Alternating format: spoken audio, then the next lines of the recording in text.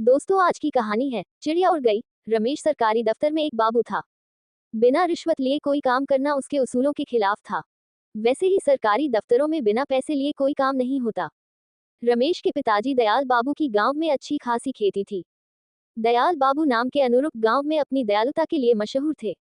रमेश को अपने पिता का ये रूप पसंद नहीं आता था। उसकी सोच थी कि कैसे भी किसी भी तरह पैसा कमाकर ऐश की जिंदगी गुजारी जाए।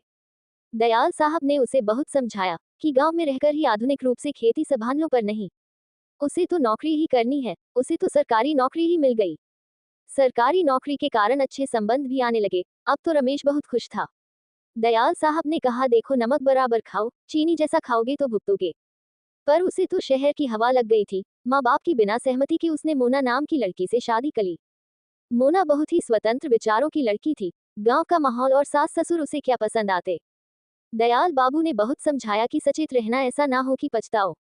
रमेश तो पैसा कमाने में माहिर हो गया था। कोई अधिकारी यदि उसे कुछ कहता तो उसका हिस्सा दोगुना हो जाता।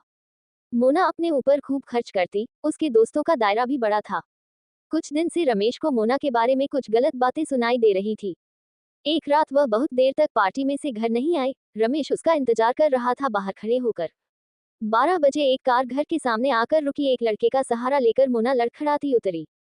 रमेश तो उसे देखकर ही दंग रह गया। मोना एक नया रूप ही उसके सामने था। दूसरे दिन उसने मोना को बहुत कठोर शब्दों में समझाया। वह चुपचाप सुनती रही। रमेश समझा अब शायद ये कोई गलत काम नहीं करेगी। 4-5 दिन शांति से गुजरे। एक दिन जब वह ऑफिस से आया तो चिड़िया उड़ चुकी थी।